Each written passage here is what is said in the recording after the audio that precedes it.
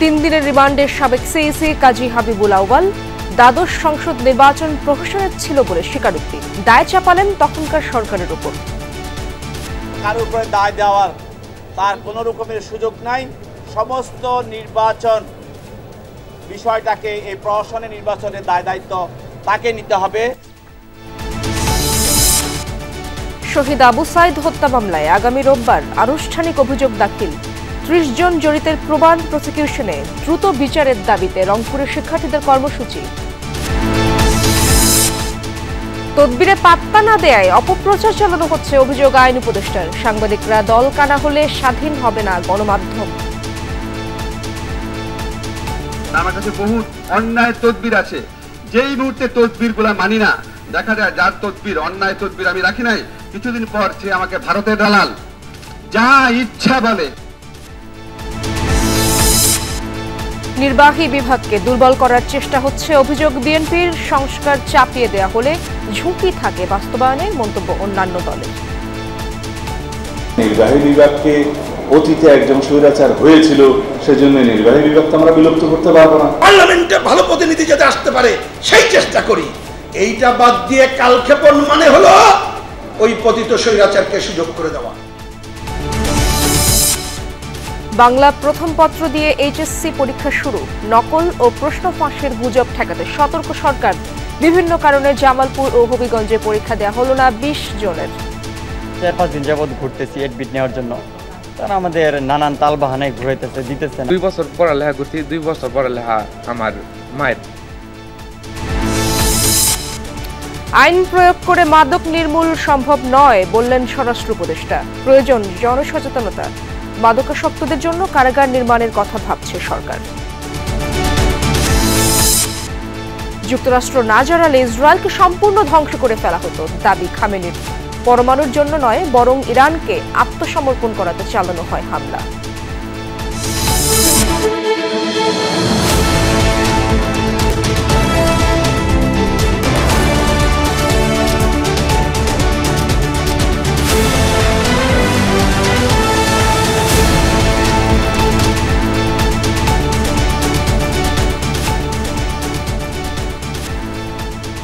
আমন্ত্রণ সন্ধান বাংলাদেশে, সঙ্গে আছি আমি ইশরাত জাহান। এতক্ষণ শিরোনামগুলো দেখছিলেন। সাবেক প্রধান নির্বাচন কমিশনার কাজী হাবিবুল আউয়ালকে 3 দিনের রিমান্ডে নিয়েছে পুলিশ। দুপুরে তাকে আদালতে হাজির করে 10 দিনের রিমান্ড চাইলে আদালত 3 দিন মঞ্জুর করেন। আদালতের জেরার মুখে 2024 সালে ডামি নির্বাচন হওয়ার কথা স্বীকার করেন সাবেক সিইসি। তবে এজন্য তিনি দোষারোপ করেছেন রাজনৈতিক নেতৃত্ব ও তৎকালীন সরকারকে। 2024 সালে নির্বাচন করে আমি দামি ভোট উপাধি পাওয়া সাবেক প্রধান নির্বাচন কমিশনার কাজী হাবিবুল আউয়ালকে বেলা 12:30টার দিকে নিয়ে আসা হয় আদালতে। কিছু সময় হাজতখানায় রাখার পর পুলিশ পাহারায় তোলা হয় এজলাসে। শেরেবাংলা নগর থানার মামলায় আউয়ালের 10 দিনের রিমান্ড প্রার্থনা করেন তদন্তকারী কর্মকর্তা ও রাষ্ট্রপক্ষের আইনজীবী। বলেন, দ্বাদশ জাতীয় সংসদ নির্বাচন প্রহসনের ও আমি দামি ভোট আয়োজন করেছেন এই আসামি। এ সময় বিচারক হাবিবুল আউয়ালকে বিতর্কিত ভোট আয়োজনের বিষয়ে জানতে চাইলে তিনি বলেন, দলীয় সরকারের অধীনে নির্বাচন সুষ্ঠু করা সম্ভব হয় না। 2024-এর ডামি ভোটের দায় সে সময়ের সরকারের উপর চাপান তিনি। তার আন্ডারে যে পুরো নির্বাচন এবং রাষ্ট্রযন্ত্র তার হাতে ছিল, এইটাকে তিনি স্বীকার করতে চাচ্ছেন না। আমরা বলছি এটা আপনার ছিল, আপনি করেন নাই। সমস্ত দোষ এবং ঘটনা সঙ্গে আপনি জড়িত, এবং আপনার সঙ্গে যারা সরকার এবং ফ্যাসিস্ট হাসিনা সহযোগিতা করেছে তারাই সবাই জড়িত। বিচারক দুই পক্ষের যুক্তিতর্ক শেষে সাবেক এই সিইসির 3 দিনের রিমান্ড মঞ্জুর করেন। পরে রাষ্ট্রপক্ষের আইনজীবী সাংবাদিকদের জানান, 2024-এর নির্বাচন যে প্রহসনমূলক ছিল তা আদালতে স্বীকার করেছেন হাবিবুল আউয়াল। তবে এটি প্রতিরোধে নিজের আইনি অক্ষমতার কথা বলে দায় এড়ানোর চেষ্টা করেছেন তিনি। এই নির্বাচনের দায় সে সরকারের উপরে চাপিয়ে দেওয়ার চেষ্টা করেছে। তবে আমরা বলেছি যে এটা একটা সাংবিধানিক, আমাদের নির্বাচন কমিশন একটা সাংবিধানিক সংস্থা, এটা আমাদের সংবিধান দ্বারা স্বীকৃত, এবং সে শপথ নিয়ে সেখানে প্রধান নির্বাচন কমিশনার নিযুক্ত হয়েছিল। অতএব সে অন্য কারোর উপরে দায় দেওয়ার তার কোনো রকমের সুযোগ নাই। সমস্ত নির্বাচন বিষয়টাকে এই প্রহসনের নির্বাচনের দায় দায়িত্ব তাকে নিতে হবে। গত রবিবার বিএনপির পক্ষ থেকে করা মামলায় রিমান্ডে আছেন হাবিবুল আউয়ালের আগের মেয়াদের প্রধান নির্বাচন কমিশনার KM নুরুল হুদাও। রাব্বি সিদ্দিকী, যমুনা নিউজ, ঢাকা। জুলাই গণঅভ্যুত্থানে রংপুরের বেগম রোকেয়া বিশ্ববিদ্যালয়ের ছাত্র আবু সাইদ হত্যা মামলার তদন্ত শেষে প্রতিবেদন হাতে পেয়েছে প্রসিকিউশন।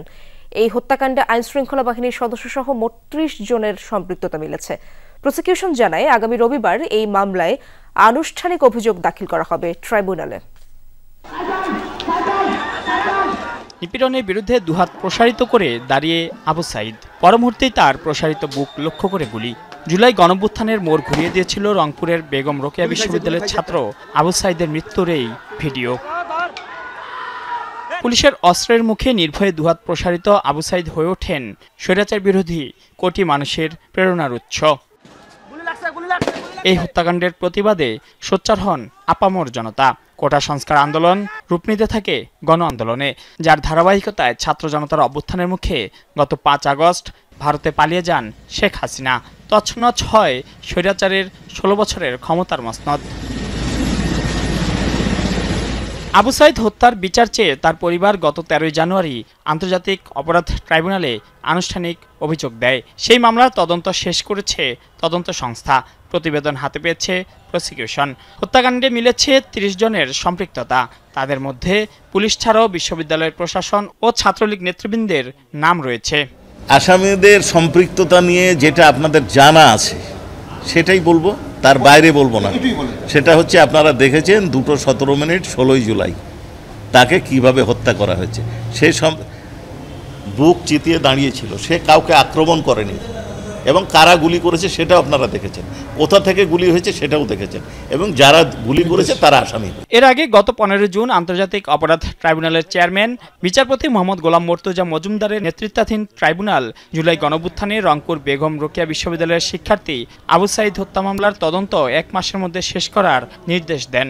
সেই বেঁধে দেওয়ার সময়ের আগেই তদন্ত প্রতিবেদন হাতে পেয়েছে প্রসিকিউশন। আমাদের ইনভেস্টিগেশন এজেন্সি সেখানে গেছেন, স্থানীয় লোকজনের সাথে কথা বলেছেন, প্রত্যক্ষদর্শী সাক্ষীদের সাথে কথা বলেছেন, সংশ্লিষ্ট যারা স্টেক হোল্ডার তাদের সাথে কথা বলেছেন, এবং প্রয়োজনীয় ডকুমেন্ট, সিসিটিভি ফুটেজ, তারপরে লাইভ সম্প্রচার হয়েছিল। আবু সাইদ হত্যা মামলাটি আন্তর্জাতিক অপরাধ ট্রাইব্যুনালে প্রথম মামলা। এই মামলায় কারাগারে থাকা 4 আসামি হলেন পুলিশ কর্মকর্তা আমির হোসেন, কনস্টেবল সুজন চন্দ্র, বেরবির সাবেক প্রক্টর শরীফুল ইসলাম ও বিশ্ববিদ্যালয় শাখা ছাত্রলীগ নেতা ইমরান চৌধুরী। মাইনুল মারুফ, যমুনা নিউজ, ঢাকা। আবু সাইদ হত্যা মামলার সঠিক তদন্ত ও দ্রুত বিচারের দাবিতে রংপুর বেগম রোকেয়া বিশ্ববিদ্যালয়ে অবস্থান কর্মসূচি পালন করেছেন শিক্ষার্থীরা। সকাল 11টায় ক্যাম্পাসের মিডিয়া চত্বরে সাধারণ শিক্ষার্থীদের ব্যানারে এই কর্মসূচির আয়োজন করা হয়। শিক্ষার্থীদের অভিযোগ, ঢাকায় বসে আবু সাইদ হত্যা মামলার তদন্ত করায় প্রকৃত সত্য উন্মোচন হচ্ছে না। মামলায় জড়িতদের গ্রেফতার না করে অযথাই দেরি করা হচ্ছে। আবু সাইদের হত্যায় জড়িতদের দ্রুত বিচার ও সর্বোচ্চ শাস্তির দাবি জানান শিক্ষার্থীরা। মামলার বিষয়ে শিক্ষার্থীদের সাথে গণশুনানি না করারও প্রতিবাদ জানায় তারা।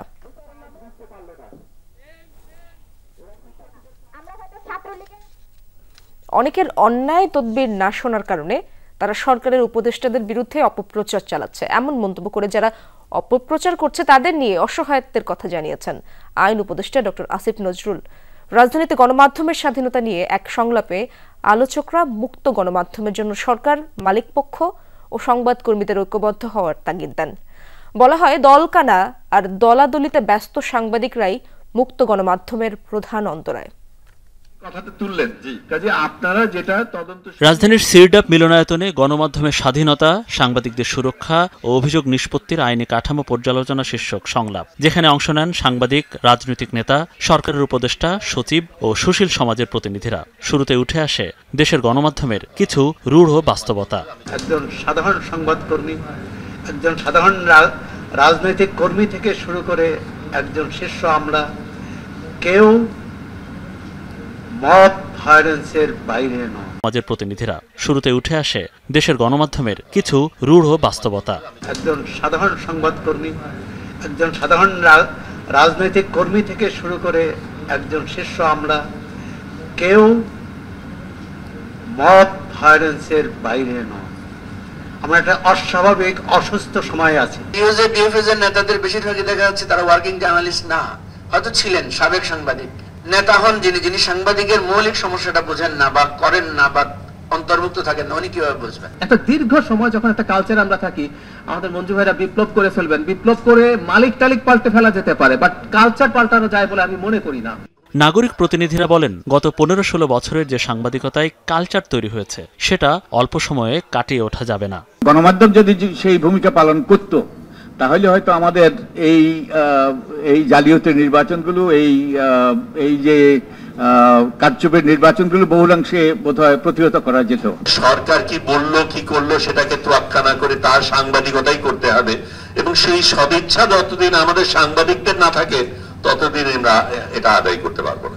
অনুষ্ঠানে আইন উপদেষ্টা ডক্টর আসিফ নজরুল গণমাধ্যমের স্বাধীনতা নিশ্চিতে সরকারের অবস্থান তুলে ধরেন। জানান, মিথ্যা প্রোপাগান্ডা ছড়াচ্ছে একটি মহল, আর প্রধান উপদেষ্টার প্রেস সচিব কথা বলেন মব ভায়োলেন্স নিয়ে। আমার কাছে বহুত অন্যায় তদবির আছে, যেই মুহূর্তে তদবির গুলা মানি না, দেখা যায় যার তদবির অন্যায় তদবির আমি রাখি নাই, কিছুদিন পর সে আমাকে ভারতের দালাল। তারপরে বলা শুরু করে দেয় 40-50 বছর আগে আমার সাথে কার কোন সম্পর্ক ছিল সেটা নিয়ে বিভিন্ন প্রোগ্রাম বানানো শুরু করে দেয়। যা ইচ্ছা বলে, ওই যে ঝিনুক নীরবে সহ সহ্য করে যায়, কিচ্ছু করি না, কিচ্ছু বলে না। মামলা তো দূরের কথা, কোনো উত্তরও দেই না যে ঠিক আছে দায়িত্ব আছে এখন থাক। তো আমাদের কাছে মনে হয়, আমার পার্সোনাল ফিলিংস হচ্ছে যে আমি জীবনে কখনো এত শক্তিহীন, দুর্বল এবং অবরুদ্ধ ফিল করি নাই সরকারে জয়েন করে। আমি যেটা ফিল করছি, কেউ বলেছেন যে আমি সরি, আমি আপনার অধিকার কেড়ে নিয়েছি, আমি আপনাকে জঙ্গি হিসাবে করেছি। এখন যে আপনি যেটাকে মব বলছেন সে তো তৈরি হচ্ছে, বা আমি ওইটাকে মব বলছি না, বলছি এটাকে প্রেসার গ্রুপ। সে তৈরি হচ্ছে সেই আগের এই যে জার্নালিজমের ফেলিউরের কারণে। এ সময় সাংবাদিকদের বিরুদ্ধে মিথ্যা হত্যা মামলার বিষয়ে কথা বলেন আসিফ নজরুল। সাংবাদিকদের জামিন দেওয়ার ব্যাপারে বা না দেওয়ার ব্যাপারে কোন রকম হস্তক্ষেপ করি না, আপনাকে চ্যালেঞ্জ করে বলতেছি। মনিরুল ইসলাম, যমুনা নিউজ, ঢাকা। নির্বাহী বিভাগকে দুর্বল করার চেষ্টা হচ্ছে বলে অভিযোগ করেছেন বিএনপির স্থায়ী কমিটির সদস্য সালাউদ্দিন আহমদ। তিনি বলেছেন, বিএনপি সেই সংস্কারই চায় যে সংস্কারে কোনো বিভাগকে খর্ব করা হবে না। ঐকমত্য কমিশনের প্রধানমন্ত্রী হিসেবে 10 বছর দায়িত্ব পালন নির্ধারণকে বড় অর্জন বলেও মনে করেন বিএনপির এই নেতা। নাগরিক ঐক্যের প্রতিষ্ঠাবার্ষিকীর অনুষ্ঠানে অন্যান্য দলের নেতারা বলেন, সংস্কার চাপিয়ে দেওয়ার চেষ্টা করা হলে তা বাস্তবায়নের ঝুঁকি থাকে। নাগরিক ঐক্যের 13তম প্রতিষ্ঠাবার্ষিকী উপলক্ষে জাতীয় প্রেস ক্লাবে চাই ক্ষমতার দাপটমুক্ত গ্রহণযোগ্য নির্বাচন শিরোনামের এই আলোচনা।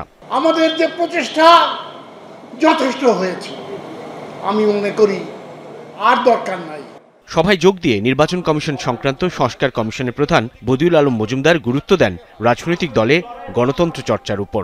ক্ষমতাসীন আওয়ামী লীগ যদি সত্যিকার অর্থে রাজনৈতিক দলের ভূমিকা পালন করত, তাহলে কিন্তু শেখ হাসিনা দানবে পরিণত হতে পারত না। যারা ওর কুশীলব ছিল তারাও মাসুল দেওয়া শুরু করেছে।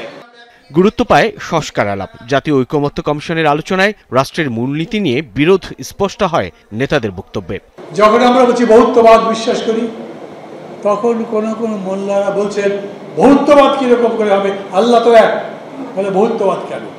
আমরা বলছি বহুত্ববাদ মানে আল্লাহর একত্ববাদের বিরুদ্ধে নয়, আমরা চিন্তা মত প্রকাশের স্বাধীনতার ক্ষেত্রে বহুত্ববাদের কথা বলছি। সরকার বুকে পিঠে করে যে দলটা তৈরি করছেন এনসিপি এবং দেখলাম জামাত ইসলামী, কেন তাদের দুই দলের কথা মিলে গেল সেটা আমরা খুব ভালো জানি না।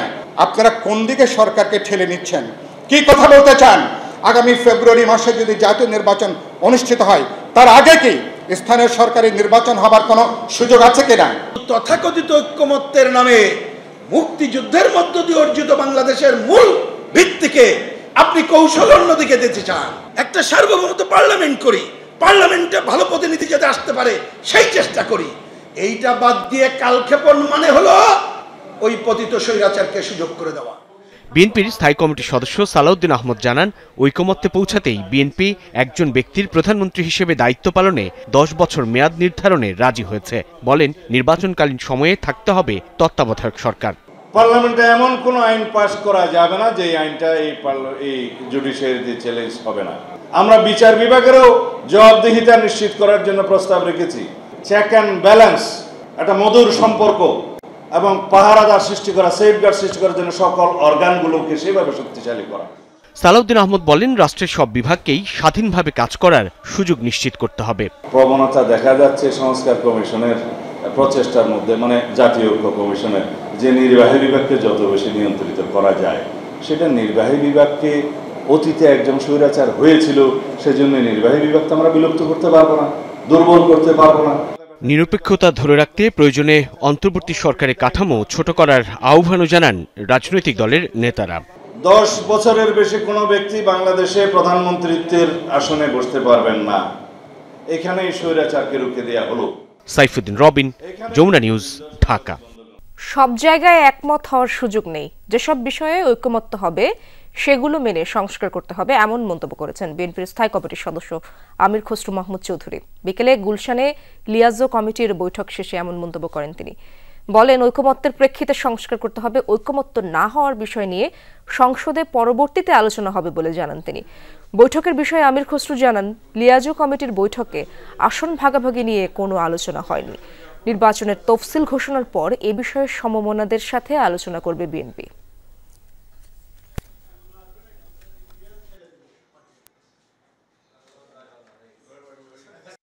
ঐকমত্যের পরিপ্রেক্ষিতে যে কটি সংস্কার করা সম্ভব সেই কটি সংস্কার হবে, তার বাইরে যাওয়ার কোনো সুযোগ নেই। কারণ প্রত্যেকটি দলের নিজস্ব চিন্তা ভাবনা আছে, দর্শন আছে। নির্বাচনের তফসিল ঘোষণা হবে, নির্বাচনী কার্যক্রম শুরু হলে তো এই প্রক্রিয়া হবে। আমরা সেই জায়গায় এখনো আসি নাই। যখনই নির্বাচনী কার্যক্রম তফসিল ঘোষণা হবে, এই আলোচনাগুলো, এই বিষয়গুলো উঠে আসবে এবং সকলের সাথে আলাপ আলোচনা করা হবে। শুরু হলো এইচএসসি ও সমমানের পরীক্ষা। বাংলা প্রথম পত্রের পরীক্ষা শেষে শিক্ষার্থীরা জানায় সহজ ছিল প্রশ্নপত্র। কেন্দ্র পরিদর্শন শেষে শিক্ষা উপদেষ্টা ডক্টর চৌধুরী রফিকুল আবরার জানিয়েছেন, অতীতে পাবলিক প্রশ্ন ফাঁসের তিক্ত অভিজ্ঞতা বিবেচনায় নিয়ে পরীক্ষার সুষ্ঠু ও সুন্দর পরিবেশ নিশ্চিতে সরকার সচেষ্ট। এদিকে এইচএসসি পরীক্ষার প্রথম দিনে সারা দেশে 6 জন বহিষ্কৃত হয়েছে, আর পরীক্ষায় অনুপস্থিত ছিল 14,513 জন। গেল বছরের বন্যা, জুলাই আন্দোলন আর তার আগের বছরগুলোতে করোনা মহামারীতে নানাভাবে বাধাগ্রস্ত হওয়ার পর এই প্রথম এমন উচ্ছ্বাসে পরীক্ষা দিচ্ছেন এইচএসসি ও সমমানের পরীক্ষার্থীরা। পরীক্ষা শেষে নিজেদের কথা জানান উচ্ছ্বসিত এইসব শিক্ষার্থী। বাংলাতে প্লাস আসবে, প্রশ্ন অনেক সহজ হয়েছে, আমরা কমন পেয়েছি, 7টাই কমন পেয়েছি। ইচ্ছা তো A+-এর প্রিপারেশনই আমরা নিয়েছি, তবে খুব হার্ড হয়নি, বাংলার মতোই সহজ হয়েছে। নকলের কোনো ওয়ে ছিল না, আর ঘাট ভালো ছিল এবং কোশ্চেনের মানও ভালো ছিল। এর আগে সকাল 10টায় শুরু হয় পরীক্ষা। নির্ধারিত সময়ের আগেই কেন্দ্রে হাজির হন শিক্ষার্থীরা। নির্দেশনা মেনে মাস্ক পরিধান ও হ্যান্ড স্যানিটাইজ করেই কক্ষে ঢোকেন সবাই। যদিও করোনা বিধিনিষেধ মানতে উদাসীনতা দেখা গেছে। তখন বাইরে অপেক্ষায় উদ্বিগ্ন অভিভাবক, সন্তানের শুভকামনায় অশ্রু সজল কেউ কেউ। টেনশন লাগতেছে, আল্লাহ যাতে ভালো করে দিতে পারে। আশা করি জিপিএ 5 পাবে, দোয়া করি যে ভালো রেজাল্ট আশা করি। বেলা 11টার দিকে ভাষানটেক সরকারি কলেজ কেন্দ্র পরিদর্শন করেন শিক্ষা উপদেষ্টা অধ্যাপক ডক্টর চৌধুরী রফিকুল আবরার। নিয়ম মেনেই কক্ষের বাইরে থেকে দেখেন সার্বিক ব্যবস্থা। পরীক্ষা চলাকালীন গণমাধ্যম কর্মীদেরও ছবি ধারণে নিরুৎসাহিত করা হয়। পরে পরীক্ষা নিয়ে মন্ত্রণালয়ের উদ্যোগ ও মতামত তুলে ধরেন শিক্ষা উপদেষ্টা। চ্যালেঞ্জ অনেক, এবং অতীতের যে আমাদের যে সমস্ত অভিজ্ঞতা ছিল, প্রশ্নপত্র ফাঁস থেকে শুরু করে অন্যান্য সমস্যাদি ছিল, সেগুলো থেকে আমরা শিক্ষা লাভ করে যেভাবে এসএসসিটা করেছি, এইচএসসিটাও আমরা সেভাবে অর্গানাইজ করতে চেষ্টা করছি। 9টি সাধারণ শিক্ষা বোর্ড, বাংলাদেশ মাদ্রাসা ও কারিগরি শিক্ষা বোর্ডে মোট পরীক্ষার্থী 12.5 লাখের কিছু বেশি। গতবারের চেয়ে এবার পরীক্ষার্থী কমেছে প্রায় 1 লাখ। আল আমিন হক অহন, যমুনা নিউজ, ঢাকা। এদিকে প্রবেশপত্র হাতে না পেয়ে বিভিন্ন স্থানে এইচএসসি পরীক্ষা দেওয়া হয়নি অন্তত 19 শিক্ষার্থীর। জামালপুরে পরীক্ষার আগের রাতে অধ্যক্ষের কাছে যান অভিভাবক সহ শিক্ষার্থীরা। দেখা দেয় হট্টগোল। এজন্য শিক্ষকদের গাফিলতিকে দায়ী করেছেন ভুক্তভোগীরা। হবিগঞ্জে কেন্দ্রে দেরিতে পৌঁছানোয় পরীক্ষা দিতে পারেনি এক ছাত্রী। রাত পোহালেই শুরু এইচএসসি পরীক্ষা। তবে হাতে আসেনি প্রবেশপত্র। তাই বুধবার মধ্যরাতে অধ্যক্ষের কাছে যান জামালপুরের আইডিয়াল স্কুল অ্যান্ড কলেজের 17 শিক্ষার্থী, সাথে অভিভাবকরাও। দেখা দেয় হট্টগোল, তবুও হয়নি সমাধান। 4-5 দিন যাবৎ ঘুরতেছি এডমিট নেওয়ার জন্য, তারা আমাদের নানান তালবাহানায় ঘুরাইতেছে, দিতেছে না। প্রিন্সিপাল স্যার কালকে রাতের 3টার সময় আমাদের আশ্বস্ত করছে যে যারা যারা অ্যাডমিট না পাইছ কালকে মানে আজকে সকাল 6টার মধ্যে আমাদের বাড়িতে অ্যাডমিট পৌঁছে দেওয়ার কথা ছিল, কিন্তু সেটা তো হয়নি। যখন আমি আরও 6টার সময় স্যারের কল দেই, স্যার বলে যে আমি দুঃখিত সাব্বির।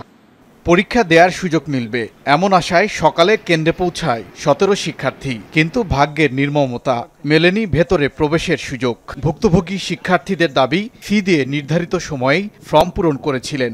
এমন পরিস্থিতির জন্য শিক্ষকদের গাফিলতিকে দুষছেন তারা। 2 বছর পড়ালেখা করছি, 2 বছর পড়ালেখা আমার মায়ের সারা জীবন, আমার মানে জীবন থেকে 2টা বছর একদম হারাই গেছে। স্যারেরা নানান অজুহাত দেখাইতেছে, নানান ব্যস্ততা দেখাইতেছে, ফোন কাটে দিতেছে। ঘটনার পর কলেজের সাইনবোর্ড সরিয়ে ভবনে দেয়া হয়েছে তালা। লাপাত্তা অধ্যক্ষ রেজাউল ইসলাম সহ কলেজের সবাই। প্রমাণ সহ লিখিত অভিযোগ পেলে ব্যবস্থা নেওয়ার আশ্বাস প্রশাসনের। কলেজের কোনো ডকুমেন্ট বা কোনো ডকুমেন্ট সহ আমাদের কাছে লিখিত অভিযোগ দিলে আমরা সেটা হয়তো যথাযথ কর্তৃপক্ষের কাছে পাঠিয়ে সেটার সম্পর্কে আমরা যতটুকু আমাদের এখতিয়ারের মধ্যে আছে আমরা এটুকু ব্যবস্থা নিতে পারবো। একই অবস্থা গাজীপুরের চান্দনা উচ্চ বিদ্যালয় ও কলেজের 2 শিক্ষার্থীর। প্রবেশপত্র না পাওয়ায় পরীক্ষা দিতে পারেনি তারা। অভিযোগ শিক্ষকের ভুলেই এমনটা হয়েছে। পরীক্ষা শুরুর 45 মিনিট পর পৌঁছানোয় কেন্দ্রে প্রবেশের সুযোগ পায়নি হবিগঞ্জের এক শিক্ষার্থী। তার দাবি অসুস্থতার কারণে সিলেটে নানা বাড়িতে ছিলেন। পথে বাসের যান্ত্রিক ত্রুটির কারণে দেরি হয়। আমি জোরাজুরি করছি স্যার, আমার 2টা বছর নষ্ট হয়ে যাবে। আমি গতবারও পরীক্ষা দিতে পারি না একটা প্রবলেমের কারণে, তো এবার অন্তত আমাকে পরীক্ষাটা দিতে দেন। বলতেছে যে না, এটা হবে না, সম্ভব না। আমি বলেছি যেহেতু 1 ঘন্টা হয়ে গেছে, এই অবস্থা তো আসলে আইনও যেহেতু পারমিট করে না, এটাকে ওনাকে বলেছি এবং বলেছি যে আপনি আপনার মতো করে ব্যবস্থা নেন। পরীক্ষা দিতে না পেরে কান্নায় ভেঙে পড়েন ওই শিক্ষার্থী। ওবায়দুর রহমান, যমুনা নিউজ। দর্শক, সন্ধ্যার বাংলাদেশে একটি বিরতি নিচ্ছি, ফিরব কিছুক্ষণের মধ্যে। চলতি বছরের হজ ব্যবস্থাপনা সুষ্ঠুভাবে সম্পন্ন করায় ধর্ম মন্ত্রণালয় সহ সংশ্লিষ্টদের অভিনন্দন জানিয়েছেন প্রধান উপদেষ্টা ডক্টর মোহাম্মদ ইউনূস। একই সঙ্গে আগামী বছরের হজ ব্যবস্থাপনা যেন নির্বিঘ্নে সম্পন্ন করা যায় তার প্রস্তুতি এখন থেকেই শুরু করতে মন্ত্রণালয়কে নির্দেশনা দিয়েছেন তিনি। বৃহস্পতিবার রাষ্ট্রীয় অতিথি ভবন যমুনায় ধর্ম মন্ত্রণালয়ের প্রতিনিধিদের সঙ্গে এক বৈঠকে তিনি এই নির্দেশনা দেন। আগামী বছরের হজের জন্য ইতিমধ্যে রোডম্যাপ প্রকাশ করায় সন্তোষ প্রকাশ করেন ডক্টর ইউনূস। মন্ত্রণালয়ের কর্মকর্তাদের উদ্দেশ্যে বলেন, এবছর ছোটখাটো যেসব ত্রুটি ধরা পড়েছে সেগুলো চিহ্নিত করতে হবে, ভবিষ্যতে সেগুলো যেন না হয় সেজন্য যথাযথ পদক্ষেপ নেয়ার আহ্বান জানান তিনি। এ সময় ধর্ম উপদেষ্টা আফম খালিদ হোসেন বলেন, আগামী বছরের হজ ব্যবস্থাপনার জন্য ইতোমধ্যে পত্রিকায় বিজ্ঞপ্তি দিয়ে রোডম্যাপ ঘোষণা করা হয়েছে। 10 জুলাই বাংলাদেশিদের জন্য হজ কোটা ঘোষণা করা হবে। দেশের সকল সরকারি প্রতিষ্ঠানের ভবনের ছাদে সোলার প্যানেল বসিয়ে সৌর বিদ্যুৎ উৎপাদনের উদ্যোগ নিতে সংশ্লিষ্টদের নির্দেশনা দিয়েছেন প্রধান উপদেষ্টা ডক্টর মোহাম্মদ ইউনূস। বৃহস্পতিবার রাষ্ট্রীয় অতিথি ভবন যমুনায় জাতীয় রুফটপ সোলার কর্মসূচি শীর্ষক বৈঠকে প্রধান উপদেষ্টা বলেন, সরকারি ভবনে সোলার প্যানেল বসানোর কাজটি বেসরকারি উদ্যোগে করা যায় কিনা বিবেচনা করতে হবে। যারা বসাবে তারা নিজেদের ব্যবসায়িক স্বার্থেই এটি রক্ষণাবেক্ষণ করবে, কার্যকরভাবে পরিচালনা করবে। সরকারের পক্ষ থেকে শুধু ছাদ দেয়া হবে, বাকি কাজ নিজ থেকে করার আহ্বান জানান তিনি। বৈঠকে উপস্থিত কর্মকর্তারা জানান, ইন্টারন্যাশনাল রিনিউয়েবল এনার্জি এজেন্সির IRENA 2024 সালের প্রতিবেদন অনুযায়ী সৌরবিদ্যুৎ প্রসার ও ধার্যকৃত লক্ষ্যমাত্রা পূরণে বাংলাদেশ প্রতিবেশী দেশগুলোর তুলনায় অনেকটাই পিছিয়ে। ইতিমধ্যেই 5238 মেগাওয়াট ক্ষমতার স্থলভিত্তিক 55টি সৌরবিদ্যুৎ কেন্দ্রের টেন্ডার কার্যক্রম শুরু হয়েছে, তবে এটি বাস্তবায়নে সময় লাগবে 2028 সাল পর্যন্ত। দুর্নীতি দমন কমিশনের বিরুদ্ধে ঘুষ দাবির এনসিপি নেতা হাসনাত আব্দুল্লাহর অভিযোগের বিষয়ে অনুসন্ধান শুরু করেছে সংস্থাটি। বৃহস্পতিবার গণমাধ্যমে একথা জানান দুদক মহাপরিচালক আক্তার হোসেন। এ সময় এনসিপি নেত্রী প্রতারক চক্রের ফাঁদে পড়েছেন জানিয়ে তিনি দাবি করেন, প্রকৃত ঘটনা উন্মোচিত হলে ভুল বুঝতে পারবেন হাসনাত আব্দুল্লাহ। এদিকে 29তম BCS-এ প্রভাব খাটিয়ে চাকরি পাওয়া 21 জনের বিরুদ্ধেও অনুসন্ধান শুরু করেছে সংস্থাটি। স্বাধীন বাংলাদেশে দুদকের চা খাওয়ার বিল 1 লাখ টাকা। সম্প্রতি নিজের ভেরিফাইড ফেসবুক প্রোফাইলে এমন স্ট্যাটাস দিয়েছেন এনসিপির দক্ষিণ অঞ্চলের মুখ্য সংগঠক হাসনাত আব্দুল্লাহ, যেখানে তিনি অভিযোগ করেন এনসিপি নেত্রী ডাক্তার মাহমুদা মিতুর কাছ থেকে দুর্নীতির অভিযোগ থেকে অব্যাহতির জন্য মোবাইলে অর্থ দাবি করেন দুদকের ডিজি পরিচয়ে আক্তার হোসেন। যেহেতু আমার কোনো অপরাধ নাই, আপনি জানেন।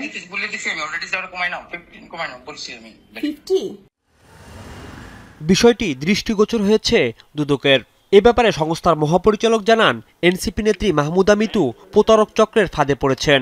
একই নম্বরের মাধ্যমে অর্থ দাবির বিষয়ে অন্তত 4টি সাধারণ ডায়েরি করা হয়েছে।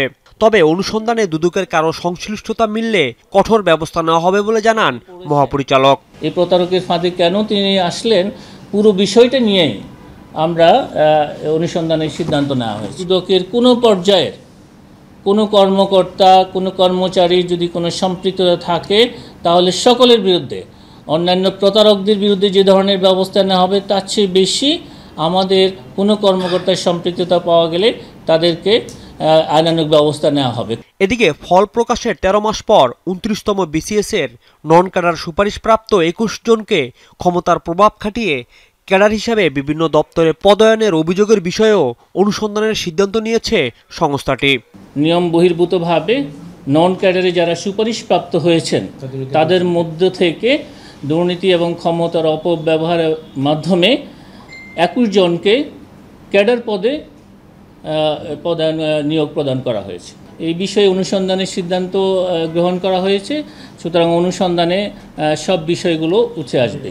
এদিন ঋণের নামে প্রায় 50 কোটি টাকা আত্মসাতের অভিযোগে এনআরবি গ্লোবাল ব্যাংকের সাবেক এমডি পিকে হালদার সহ 25 জনের বিরুদ্ধে পৃথক 2টি মামলা করেছে দুদক। টাকা আত্মসাতের অপরাধ অনুসন্ধানকালে প্রমাণিত হয়। রাজীব আহমেদ, যমুনা নিউজ, ঢাকা। পুলিশ কমিশনারের পদত্যাগের দাবিতে আবারও কেএমপি সদর দপ্তরের সামনে বিক্ষোভ করেছে ছাত্র জনতা। পূর্ব নির্ধারিত কর্মসূচি অনুযায়ী বিকেল 3:30 থেকে কেএমপি সদর দপ্তরের সামনে উপস্থিত হয় ছাত্ররা। তালা মেরে দেয় দপ্তরের প্রধান ফটকে। এ সময় তারা কমিশনারের পদত্যাগের দাবি করে বিভিন্ন স্লোগান দেন। বিক্ষোভকারীরা বলেন, খুলনায় জুলাই আন্দোলনের ছাত্র জনতার উপর নির্যাতনের অভিযোগে চুয়াডাঙ্গা জেলার আলমডাঙ্গা থানা থেকে এসআই সুকান্তকে গ্রেফতার করেছে পুলিশ। বৃহস্পতিবার দুপুরে খুলনা মেট্রোপলিটন পুলিশের প্রেস বিজ্ঞপ্তিতে এই তথ্য জানানো হয়েছে। তবে গেল মঙ্গলবার এসআই সুকান্তকে খুলনায় আটকের পরও ছেড়ে দেওয়ার ঘটনায় প্রতিবাদ জানান ছাত্ররা।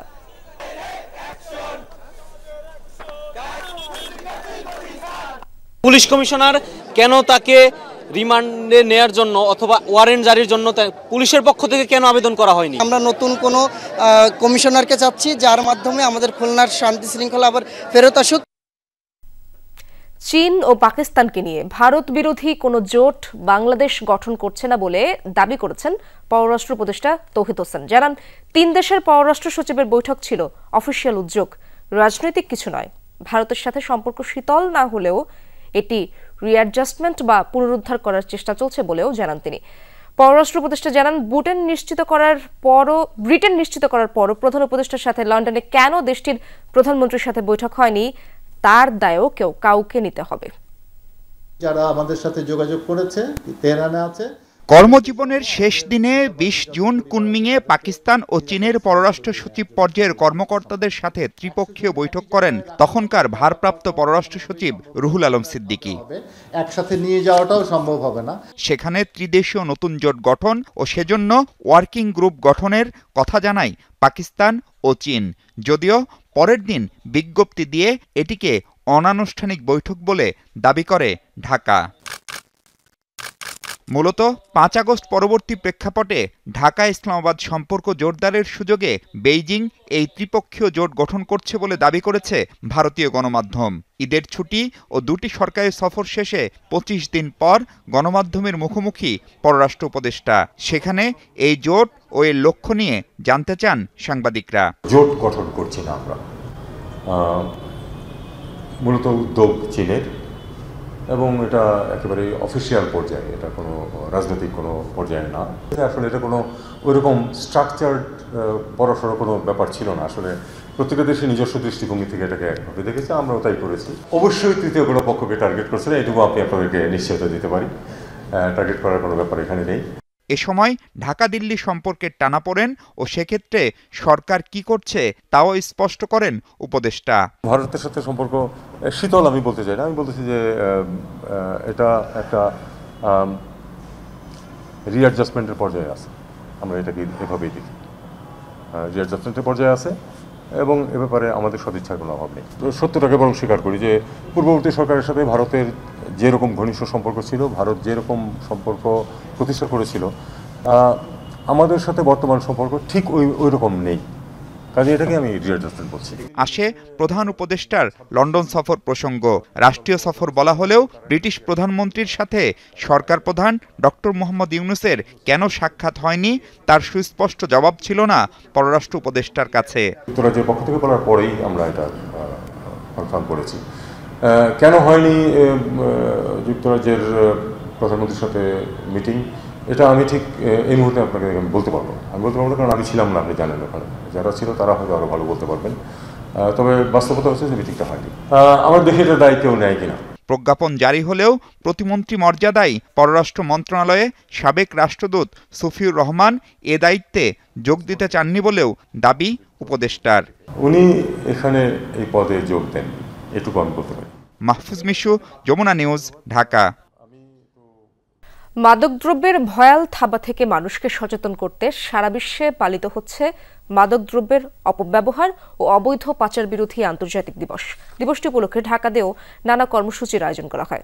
আলোচনা সভায় স্বরাষ্ট্র উপদেষ্টা বলেন, শুধু আইন প্রয়োগ করে সমাজ থেকে মাদক নির্মূল করা সম্ভব নয়, এজন্য দরকার জনসচেতনতা।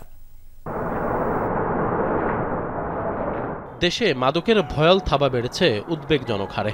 বর্তমান আইনশৃঙ্খলা রক্ষাকারী বাহিনীর দায়িত্বে শিথিলতার সুযোগে এর বিস্তার বেড়েছে বহুগুণে। এই বাস্তবতায় মাদক দ্রব্যের অপব্যবহার ও অবৈধ পাচার বিরোধী আন্তর্জাতিক দিবসে নানা আয়োজন ছিল রাজধানীতে। ওসমানী স্মৃতি মিলনায়তনের সামনের সড়কে র্যালি ও উৎসব বন্ধন করে মাদকদ্রব্য নিয়ন্ত্রণ অধিদপ্তর।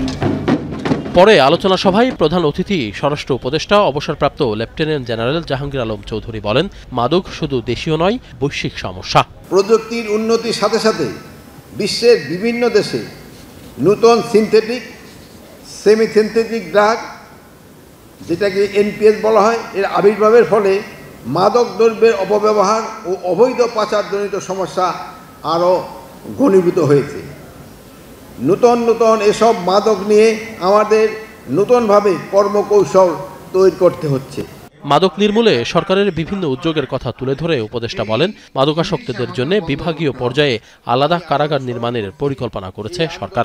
সাম্প্রতিক 7টি বিভাগীয় শহরে 1400 কোটি টাকা ব্যয়ে 7টি বিভাগীয় মাদক শক্তি নিরাময় কেন্দ্রের নির্মাণ প্রকল্প একনেকে অনুমোদিত হয়েছে। তাছাড়া মাদকাসক্তদের জন্য বিভাগীয় পর্যায়ে পৃথক কারাগারের নির্মাণের পরিকল্পনাও এই সরকারের রয়েছে। অনুষ্ঠানে মাদক বিরোধী বিভিন্ন ইভেন্টে বিজয়ী শিক্ষার্থীদের হাতে পুরস্কার তুলে দেন স্বরাষ্ট্র উপদেষ্টা। আশিক মাহমুদ, যমুনা নিউজ, ঢাকা।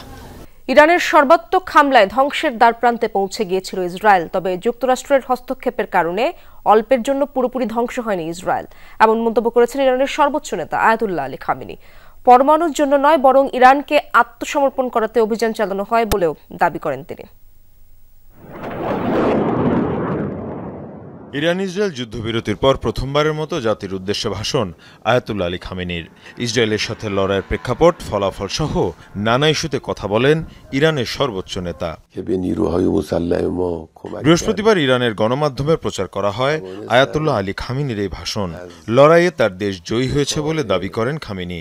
বলেন, যুক্তরাষ্ট্র না জড়ালে ইসরায়েলকে পুরোপুরি ধ্বংস করে দেয়া হতো। যুক্তরাষ্ট্র সরাসরি এই যুদ্ধে প্রবেশ করেছে, কারণ তারা মনে করেছিল এই যুদ্ধে যদি তারা জড়িয়ে না পড়ে তাহলে ইসরায়েলকে আমরা পুরোপুরি ধ্বংস করে দেব। কিন্তু যুক্তরাষ্ট্র এই যুদ্ধ থেকে কোনো সফলতা পায়নি। আমেরিকার গালে আমরা সজোরে চর বসিয়ে দিয়েছি। এ সময় ইরানের সর্বোচ্চ নেতা বলেন, ইরানের পরমাণু কেন্দ্রে হামলা চালিয়ে ব্যর্থ হয়েছে ইসরায়েল যুক্তরাষ্ট্র। পরমাণু কেন্দ্র নয়, বরং ইরানকে আত্মসমর্পণ করানোই লক্ষ্য ছিল। ইরানের পারমাণবিক স্থাপনাগুলোতে আক্রমণ করে যুক্তরাষ্ট্র কোনো কিছুই অর্জন করতে পারেনি। তাদের লক্ষ্য ছিল ইরান যেন আত্মসমর্পণ করে, কিন্তু আমরা তা করিনি। গেল এক সপ্তাহ ধরে জনসমক্ষে অনুপস্থিত ছিলেন খামেনি, ফলে ইরানের সর্বোচ্চ ধর্মীয় নেতার অবস্থান নিয়ে সৃষ্টি হয় ধোঁয়াশার। মীর মুশফিক হাসান, যমুনা নিউজ। বাংলাদেশে আন্তর্জাতিক প্রতিযোগিতা ডাবল হর্স নকআউটস 001 শুক্রবার ইন্টারন্যাশনাল মুয়ে থাই কম্পিটিশনের প্রথম আসর বসছে বাংলাদেশ চীন মৈত্রী সম্মেলনে। একদিন আগে যার অফিসিয়াল প্রেস মিটে ছিলেন 4 দেশের ফাইটার ও আয়োজকরা। বাংলাদেশ, ভারত, থাইল্যান্ড, কিরগিজস্তান এবং 4 দেশের 34 জন মুয়ে থাই ফাইটার অংশ নেবে 17টি বাউটে। খেলাটি বাংলাদেশে নতুন হলেও ইউরোপে বেশ জনপ্রিয়। দর্শকরা tikify.live থেকে টিকিট কিনে খেলা দেখতে পারবেন। 9 ঘন্টার জমজমাটি এই টুর্নামেন্টে খেলা ছাড়াও থাকবে নানা আয়োজন। পুরো আয়োজনের পৃষ্ঠপোষকতা করছে যমুনা গ্রুপ।